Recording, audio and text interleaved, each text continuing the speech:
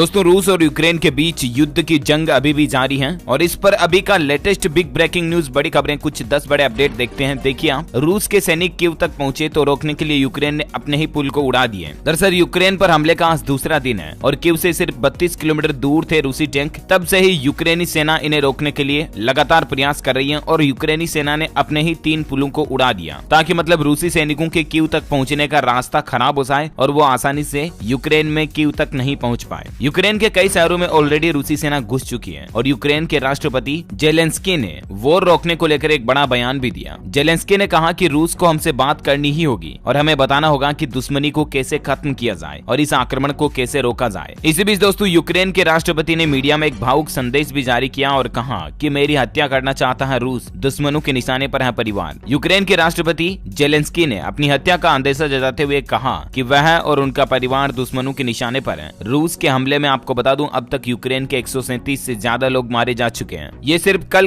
तक शाम तक का डेटा था। पहले ही दिन यूक्रेन में 137 लोगों की मौत हो गई और राष्ट्रपति जेलेंस्की बोले कि लड़ाई में हमें अकेला छोड़ दिया। दुनिया का कोई भी देश आज यूक्रेन का साथ नहीं दे रहा। इस पर यूक्रेन के राष्ट्रपति का कहना है कि रूस से लड़ने के लिए हमें अकेला छोड़ दिया, सारे देश डरते हैं। साथ ही उन्होंने कहा कि रूस की इस हरकत को माफ नहीं किया जाएगा। उन्होंने पूर्ण सैन्य लामबंदी के आदेश भी जारी किए हैं। वही आपको बता दूं रूसी सेना से यूक्रेन के सैनिक भी पूरी जोरदार टक्कर ले रहे हैं और मेलिटोपोल शहर को वापस कब्जा लिया है। रूसी हमले के बाद यूक्रेन के राष्ट्रपति वोलोडिमिर जेलेंस्की बेबस नजर आ रहे हैं। दूसरी तरफ यूएस के राष्ट्रपति जो बाइडेन ने भी हाथ खड़े कर दिए हैं। पहले तो उन्होंने मदद का भरोसा दिलाया था, लेकिन जब रूस ने हमला किया तो अमेरिका के राष्ट्रपति जो बाइडेन भी पीछे हट गए। इस पर जेलेंस्की का कहना है कि रूस से लड़ाई में उनको अकेले छोड़ दिया गया। उन्होंने दावा किया है कि रूसी हमले में यूक्रेन के 137 लोगों की मौत हो गई और 316 से ज्यादा लोग जख्मी हैं। वहीं यूक्रेन की सेना का यह भी दावा है कि उन्होंने 2 रूसी पैराट्रूपर पकड़ लिए हैं। इससे पहले जानकारी आई थी कि मेलिटोपोल शहर पर यूक्रेन की सेना ने फिर से कब्जा कर लिया। ऐसे भी मीडिया रिपोर्ट्स आ रही हैं। आपको बता दूं दुनिया के सबसे बड़े देश रूस को आखिर क्यों चाहिए यूक्रेन की जमीन? ये युद्ध के पीछे जो मेन जड़ है, मेन फसाद है, वो यही है कि जमीन का मसला। जैसे हमारे भारत पाकिस्तान का मसला है ना, ठीक वैसे ही रूस और यूक्रेन के बीच राज्यों की सीमाओं का, जमीन का मसला है। अब ऐसे में एक सवाल पैदा होता है कि आखिर दुनिया के सबसे बड़े देश रूस को यूक्रेन की ही जमीन क्यों चाहिए? तो आपको बता दूं यूक्रेन की जियोग्राफी यानी कि भूगोल उसे खास बनाता है। भले ही रूस का तटीय क्षेत्र लंबा है, मगर इसका उत्तरी गोलार्ध में अधिक होने की वजह से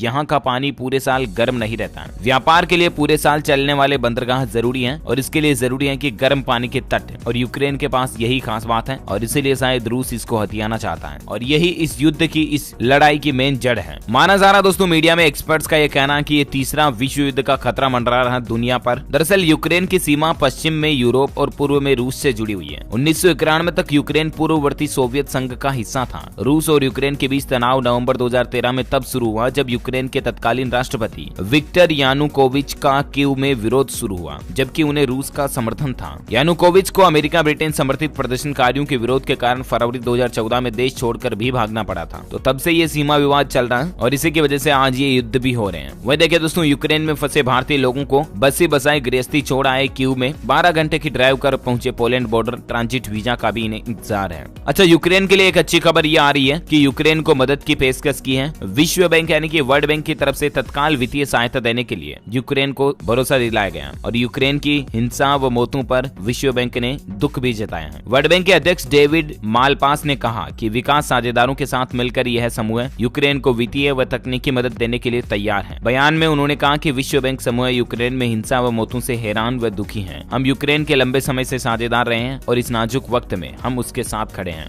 यानी कि वर्ल्ड बैंक ने यूक्रेन की मदद के लिए हाथ आगे बढ़ाए हैं। आपको बता दूं यूक्रेन से 30 साल पुराने अपमान का बदला ले रहे हैं पुतिन। 80% रूसी सैनिक युद्ध के लिए तैयार हैं। अच्छा, वहीं प्रधानमंत्री नरेंद्र मोदी ने आज देर रात उच्च अधिकारियों के साथ बैठक की और बैठक के बाद रूस के राष्ट्रपति व्लादिमीर पुतिन से फोन पर बातचीत भी की और तकरीबन 25 मिनट तक हुई बातचीत में मोदी और पुतिन के बीच जो फोन कॉल हुई उसमें प्रधानमंत्री नरेंद्र मोदी ने पुतिन से यही कहा कि यूक्रेन पर कर रहे हमलों को रोक दें, युद्ध को बंद कर दें, क्योंकि बातचीत से ही हल निकाला जाए। हिंसा से सिर्फ और सिर्फ नुकसान के अलावा और कुछ नहीं मिलने वाला है। पुतिन से पीएम मोदी ने कहा कि वहां यूक्रेन में जो हमारे भारतीय लोग फंसे हुए हैं उनके भी चिंता जाहिर करते हुए रूस के राष्ट्रपति व्लादिमीर पुतिन से शांति समझौते के लिए दरख्वास्त की। लेकिन लगता है दोस्तों कि पीएम मोदी की बात का भी पुतिन पर कोई असर नहीं हो रहा, क्योंकि अगर होता तो आज रूसी सैनिक पीछे हट चुके होते। आज यूक्रेन की तरफ वो फिर से आगे नहीं बढ़ रहे होते। देखते हैं पल पल के लाइव न्यूज अपडेट हम आपको बताते रहेंगे आगे और इस पर क्या बड़ी खबर आती है। देश दुनिया की तमाम बड़ी खबरों से वाकिफ रहने के लिए आप हमारे चैनल DLS न्यूज को सब्सक्राइब करके बेल आइकन जरूर दबा दीजिएगा। जय हिंद, जय भारत, वंदे मातरम।